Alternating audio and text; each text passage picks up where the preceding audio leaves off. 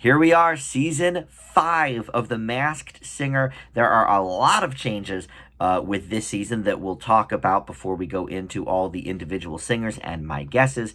And with that, I think we might change the way we do things on my recap shows just a smidge as well. So let's talk all about The Masked Singer season 5.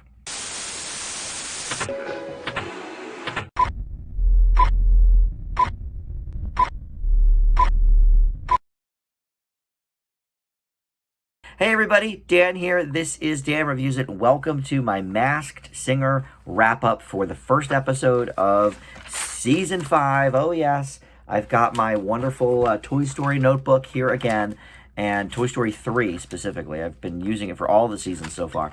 And you can see I've taken a ton of notes, you know, for who these people, or for the clue packages, and then who the panel has guessed. So we'll get to all of that. But first, let's talk about this season on the whole. And before we even get to that, welcome to Dan Reviews It. If you've not come to my channel before and you've just stumbled upon my Masked Singer video, welcome, welcome. We have a great community of people who love to interact with me on the comments about who they think these people are. So please do comment below with your guesses for who you think is underneath the masks. Am I out of my mind with my guesses, which you will find out soon? Let me know. Who do you think is singing? And just as well, I would love to have you as a subscriber to the channel as well. I'm closing in on 700 subs, so it will be awesome to have you be a part of that as well. So let's talk about what we know so far of these singers. So first of all, there's only going to be 10 main singers for this season.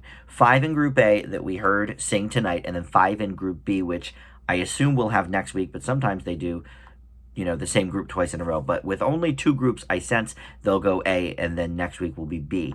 But there will also be other singers in the mix that we'll get to. It's part of one of the format changes to the series for now. So what we know about these 10 is that there are 26 Grammy nominations between them, 9 multi-platinum singles, 4 Oscar nominations, 3 Super Bowl appearances, 6 gold medals, and 2 world records. So I think we've got some pretty accomplished people. I mean, usually this is the kind of statistics they would give us for a season of 15 singers or more.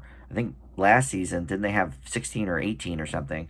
And so this is a pretty stacked list. I think we may have some, you know, legitimate, pretty big stars here among the mix.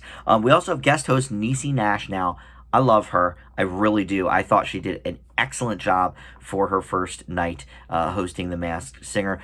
We don't know how long she'll be with the program. I know she was a panelist before, but Nick Cannon, I guess, came down with COVID, so he was out for the first few weeks of shooting. And you know, I don't know how long she will be the host, but I'm happy to have her. I think Nick does a fine job, but I've never been like a huge Nick Cannon fan. I think he's okay. I thought he was fine when he hosted America's Got Talent. He's fine here, but she really did a great job. Her interaction with the panel is really great. Loved her little back and forth. Jenny asked at one point if she had dated one of the people under the mask, and she was being really, you know, playful with that, and then sort of poking fun at Ken's guesses, as everybody does. But of course, she does it in her own Niecy Nash way. So glad to see her, as always. I loved her on Fox's Scream Queens, and of course, back to the Reno 911 days. I currently watch Claws. I think that is entering season 4. I think that's still on, right? It's on TNT, but they didn't have a season last year, I guess, because of COVID. But I think that is still on, but I like her in that, too. So, okay, another new change. The Cloodle Doo. So this is a chicken or rooster that is going to pop up to crow about some new clues, and the panel will not see these clues. Just us, the audience, will. So there are little sort of extra stuff just for us. And I don't know that we got anything major tonight out of it, but we'll see as I give the clues. But it's also a mystery to figure out who is underneath Cloodle Doo. Originally, I was thinking Joel McHale, because I was like, well, it's got to be somebody that is on the show a lot, you know, somebody that they really go back and forth. But then the phrase Cloodle Doo, to me, yes, it's got the word clue in it, but when I hear Cloodle Doo, I think about the bad chicken impressions that the cast of Arrested Development does, the characters on that show. They all have a different chicken impression, and they're all terrible. None of them sound anything like a chicken. It's a very funny recurring gag.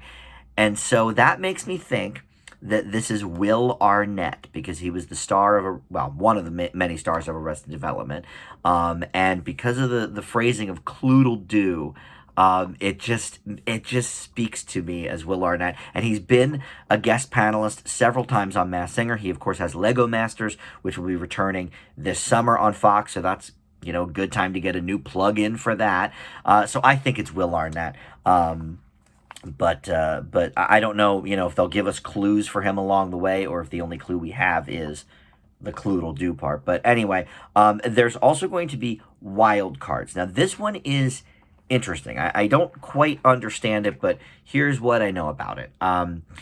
This season will have an unknown number of wild card rounds, and they will basically feature new masked celebrities introduced during the run of the show. So they won't be in Group A or B. They'll be brand new people, and these wild cards will take the stage at the end of various shows for a chance to unseat another contestant in the group and join the race, and then we'll get new clues about them if they end up joining the race. I guess they'll be voted on, just like we vote for who gets ejected. I don't know. So I don't know how many there will be. There was not one tonight, which makes sense because we're still introducing everything. But maybe next week, because we'll already have sort of the stuff in place that we introduced this season. So they'll have a few extra minutes to kill. The other thing that they're doing this season is the Jar of Shame. It was given in a letter from Nick Cannon, and it said you have to put $50 in this jar if you give us one of your old tired guesses. And he threw out a few names: Jamie Foxx, Lindsay Lohan. I had thought of Martin Short. Ken says him every time. Bjork was part of it. So anytime they have one of those, they'll put $50 in the jar, which Nicole actually did tonight for one of the guesses. And my guess would be they would give that money to charity or something at the end of the season. It's a little kind of humorous thing to do. And then the first impression guesses are back. They introduced that in season 4, so they are back now with that. So, all right, let's get into the show for tonight. We had 5 singers. We had the Russian doll, the snail, the seashell, the raccoon, and the porcupine, who is actually wants to be called a robopine because he's half robot, half porcupine. So I guess we'll call him the robopine. That's what he wants to go by, so why not, right?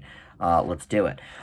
So I guess maybe we'll just go in the order that they sang, and we'll close with the one that got voted off. So we'll basically go in the order of the show. But here's the change that I'm going to do for my recap videos. I watched this show up until the chance of take it off, take it off. I don't actually know who is underneath the mask, so you're going to get my guess in real time. I'm going to do a react to who it actually is, and we'll go from there. Because I do always feel like, when I count my, oh yeah, I got this one right, I got this one right, the first week before I've actually had the chance to guess anybody, you guys don't really know if I got it right or not. I mean, some of them were very obvious, Mickey Rourke and Wendy Williams, but this one I don't think is nearly as obvious, so I thought, you know what, I'm going to just do it live here on the show and see what comes of it. I don't actually think I'm going to get it right, but we'll see. Anyway, so first up was the Russian doll, and the Cloodle Doo for that is just says that Russian dolls can have up to 15 other dolls inside them. So we had it was like a toy store type of package. Makes sense with the Russian nesting dolls. The store said Misfits Toys Store with Z's in it. And he said he's been doing his own thing, not like at the beginning when he was the hottest toy. And then we see lots of red nesting dolls on a shelf. We see breadsticks. We see a pitcher of milk. And we see someone pulling strings, like puppet strings. He said they tried to put him in a box that didn't fit. And then we see a box that says office and a bunch of boxes with the recycling logo on it. He said that newer and shinier manufactured toys filled the shelf. And we saw a boat wheel and we saw something that said the Garden State Highway, and on a bench it said coming to a country near you, and he said I can still sell out without being a total sellout. The song was Man in the Mirror from Michael Jackson, and about halfway through the song, we realize, oh, yep, the Russian dolls are certainly nesting dolls because there's a smaller doll behind there, and so now there's two singers, and I immediately thought, okay, well, there's probably more than that then that we just haven't seen yet. So anyway, Nisi at the end asked, about who basically leads these guys, and the main one said our ideas work well together, and you see what our dynamic is. So some of the guesses from the panel, which I thought were very interesting because there were a couple of guesses of various sexes. Most it was two guys, but one of the guesses was a guy and a girl, and that was Jenny's, thinking that it might be people from Lady A, formerly Lady Antebellum. But Robin was thinking maybe Boys to Men. Nicole was thinking it was maybe from a TV show, two people from Glee perhaps, and she did mention Heather Morris there, I think, so that's a girl, obviously. But Darren Criss, that, to be honest, she should have put money in the jar for Darren Criss too, because she mentions that every season. Now, we didn't know about the jar yet, but still, that's an evergreen guess from Nicole. High School Musical, she also mentioned. And then Idiot Ken thought it might be Gwen Stefani and Tom Dumont from No Doubt.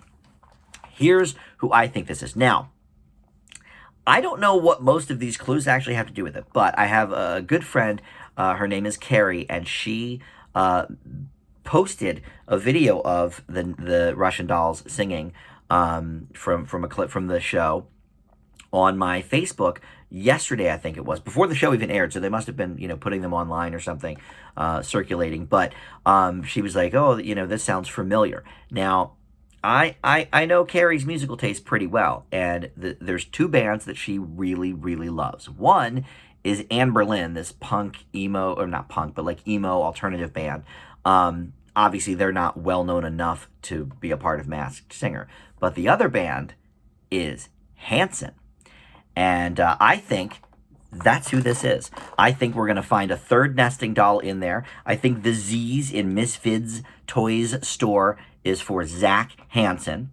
And I'm not exactly sure who necessarily the lead is on here.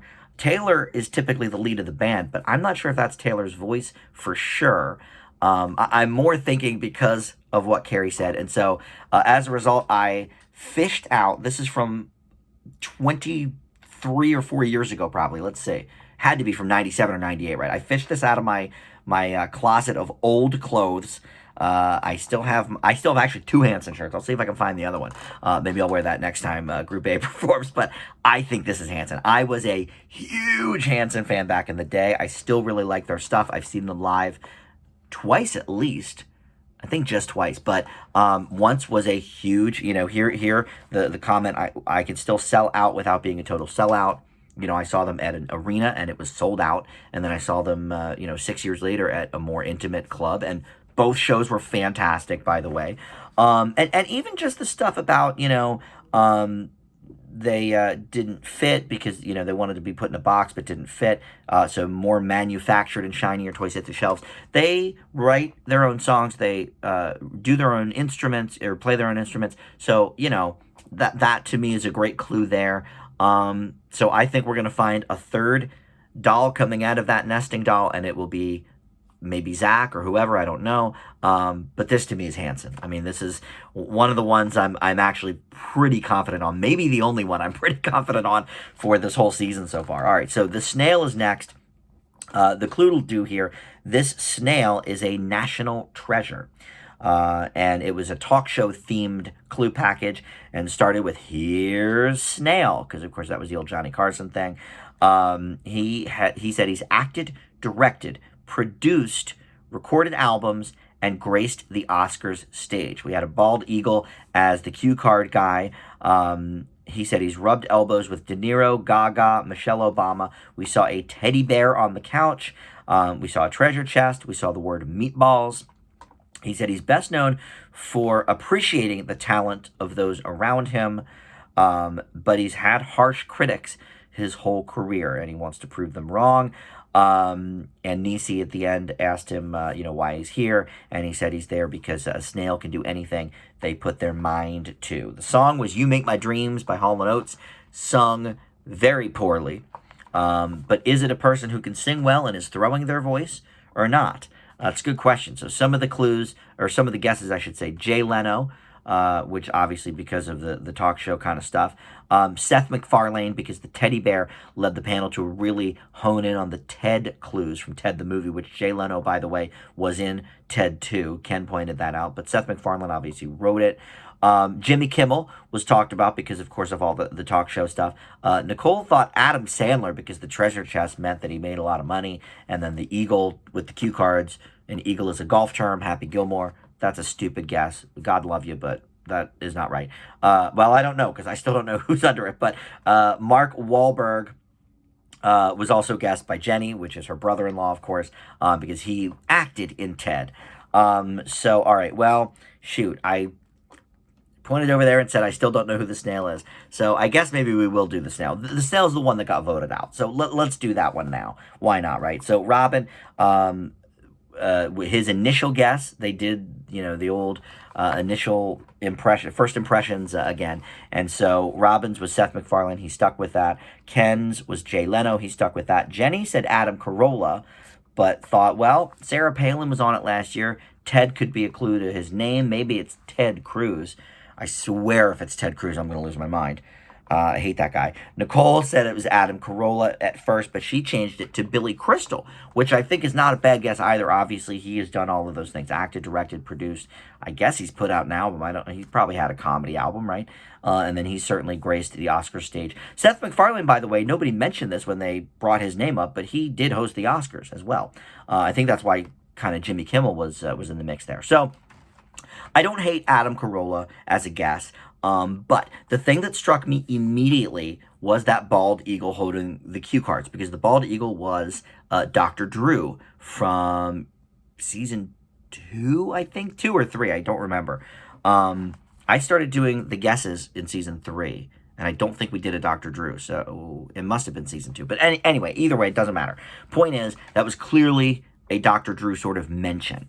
And so my guess was not Adam Carolla, but I was thinking Jimmy Kimmel, even before they said it on the panel, because he is a talk show host. He's hosted the Oscars, but all of those other things, he's acted in things, certainly. I don't know if he's directed or produced. Well, I'm sure he's produced. Directed, I don't know, but recorded albums, I don't know if he has a comedy album, but didn't Crank Yankers have an album from Comedy Central? The prank call show? I think they did. And so he would have been on that.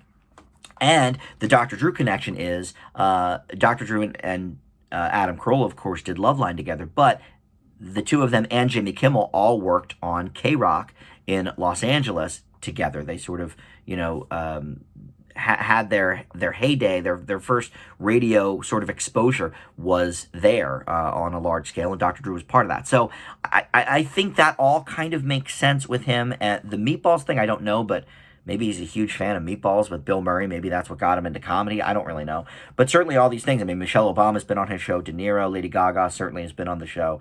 So I think it's Jimmy Kimmel. So I'm going to go to the tape here and see who is under the mask. They're doing Take It Off, of course. They're classic. I hate this part, by the way. It's so stupid. Just take it off already. Let's see if it's Jimmy Kimmel. Oh, my gosh. Oh, there's nobody in there. Okay. That's very odd. Somebody's going to pop out from it, I guess. I am very confused. Something's in there. Okay. Oh. Oh, my gosh. Is it Kermit the Frog? Oh, my God. I never would have gotten that. Oh, Kermit the Frog. Well, certainly he's recorded albums. He has hung with Lady Gaga and Michelle Obama and all of those things. That's really cool. Okay, that's cool. I never would have guessed that. That's awesome. All right, well, Kermit the Frog was the snail. Wow, that's really cool. All right, I don't know what the TED clues have in common with anything. Let me just put it on mute here, and you can watch the clues come up. I don't know what the teddy bear would have to do with it, other than I guess he is sort of a stuffed animal, I guess, of sorts, since he's a Muppet. That's freaking wild. All right, well, that's very cool. I definitely never would have gotten that. But that is awesome. Now I kind of wish he stuck on a little long. Here you go. The giant teddy bear is included Kermit the Frog's best friend. Oh, Fozzie Bear, of course. Of course, he's actually one of my favorite Muppets. I love Fozzie, so that makes sense. All right, well, I'll watch later what he says to the panel and to the audience, but that's awesome. Okay, never would have gotten that, so I'm definitely 0 for 1 this season, as probably most of you are, I guess, too. All right, so up next was the Seashell, and the clue-do was that no two shells are the same. And Seashell said when she was young, she was pulled all around the world by family. We saw a hot dog with onions, and I'm not sure what else. Sauerkraut, maybe? I don't know what city, that belongs to. She never felt grounded, found peace by the shore. And we saw a chameleon, so we're thinking maybe somebody that, is doing different things, changing who they are, a chameleon of sorts. The massive tsunami of success that she had once she took off, and she wore many hats. We saw her with a cowboy hat, and she said she wondered if I found my true calling. We saw a witch's broom, a bell, and then she's coming out of an oyster, and she said she hasn't sang in a long time. I thought that was interesting. And so she sang Listen to Your Heart by Roxette. And when interviewed by Niecy afterwards, she said she just always wanted to sing on stage, and she used to way back when. So this is somebody that used to sing, doesn't anymore. The guesses from the panel included Sarah Jessica Parker and Kristen Chenoweth because of the, witch kind of stuff, Hocus Pocus or Wicked. Kristen Chenoweth sings still all the time, so that's actually a bad guess, but that was from Ken, so I think it was from Ken anyway. Dakota Johnson, that's not a horrible guess, actually. I forget who said that. Hilary Duff and Jessica Simpson were both talked about. But the one that I think was on it, Jennifer Love Hewitt. I think it was one of the gals that guessed her. Jennifer Love Hewitt had a mild singing career back in the late 90s, maybe early 2000s. She had a couple of songs, Bare Naked, How Do I Deal? But, she was a pretty big star right out of the gate with Party of Five. So this whole, tsunami of success, once I took off, I think that makes a lot of sense there. Witch's Broom, I can't really remember, but I know she was part of the Ghost Whisperer, or she was the Ghost Whisperer, I should say, and she was in some other, movies and TV shows along the way, but, I think she's most known for Party of Five and the Ghost Whisperer, and, God bless her, she's also known for having, large breasts. That's part of her thing. So I don't know what no two shells are the same. That makes me think that maybe I'm way off, and it's maybe, one of a pair of twins or something, maybe it's Mary-Kate Olsen or something, but I don't see that. I don't know. Hilary Duff, though. Hilary and Haley Duff. All right, so maybe I'm way off, but I'm going for now with Jennifer Love Hewitt on that. The Raccoon was next, and the clue-do was that Raccoon is known for being sharp. Is that what that says? I can't understand my handwriting half the time. Well, I don't know. Maybe that's what it says or not. Anyway, we saw a chocolate donut. You said you have to go through hell to get a happy ending. We saw a lot of jail clues. So clearly this person did time. He said he read his favorite story a lot, The Hunchback of Notre Dame. We saw a magnifying glass there. He said he told God, if I get a second chance, I would only do good. A promise that I'm still fulfilling to this day. And we saw a lot of church imagery there. We saw pews. We saw some stained glass. And the song was Wild Thing by the Trogs. Horrible rendition. This was a really, really badly done performance. It truly was. My good friend Paul that I talk about the Masked Singer with. And by the way, I'll put a link to his own videos. Him and his husband do these cooking videos. Really tasty stuff called What's for Dinner, so I'll link that too. But anyway, he told me before I watched it, he was like, there is a performance on this that makes Wendy Williams, look good. And sure enough, it was the Raccoon. Man, this was terrible. But here were some of the guesses. Gary Busey, Nick Nolte, these all make sense. People that have done time in jail. Sammy Hagar, those were all three right away from Nicole. Mike Tyson was talked about by Ken, of course, one of his Hangover co-stars. Joe Pesci, Danny DeVito, those were talked about as well, I think, from Robin. and maybe Jenny as well. I actually really liked the Gary Busey clue because the person was not in tune or on the melody or on the beat at all. And that's something Gary Busey asked. And, he's been known the last 10, 15 years through like some VH1 reality shows and interviews and stuff for just being this really kind of wise, uplifting person, sort of like a sage that, anyway, he wants to be that. I don't know if he really is that, but I can totally see the whole thing with like, telling God that he would change and fulfilling this promise, still to this day. I think it's Gary Busey. I think that makes the most sense, especially from the horrible performance. So that's where I'm going there. And then finally, the Robopine. So the clue will do here, skilled at not being roadkill. Okay. Sure. The robot-themed package included clues like, where I'm from, I was used to growing thick quills, so thick skin, really made fun of a lot, I guess. He said he was left to fend for himself. We saw, when he said that, a security guard, how they have like the Men in Black security team. One of them was drinking a soda, so I'm thinking maybe somebody with a soda sponsorship, maybe. He went on a mission to get on Hollywood's radar. We saw a lock and a key there. We saw strands of DNA as well. There was a George Washington statue. He said he used 411 day and night until an angel said hello. And now he's on his next mission, and no one can touch him. The song he sang was Never Too Much from Luther Vandross, a classic in R&B. And then Niecy talked to him afterwards and asked him basically, why he was doing the show. He said, my kids and grandkids said that he should hang it up, but at 60 years old, he is not ready to do that. So that was a big clue for people, 60, because everybody on the panel was thinking much younger. And so, where do we go from here? Is that a lie? Is 60 code for something? So the panel's guesses included Idris Elba, Jamie Foxx, so Nicole had to put $50 in the jar, Lionel Richie, Genuine. I'm going to go a little bit out on a limb here and guess somebody that was not brought up. I'm not sure really how a lot of these clues, if any even, relate to this person, but all I could think of was the whole 60 thing. Okay, who would have kids and grandkids that, we know, and who's a famous singer? I mean, this guy can sing, he was a good singer, but he's in his 60s, or he is exactly 60, I'm not sure. He just said at 60 I should hang it up, so maybe he's over 60 was the clue. None of the people that was mentioned by the panel, except for Lionel Richie, who is 71, fits into that category.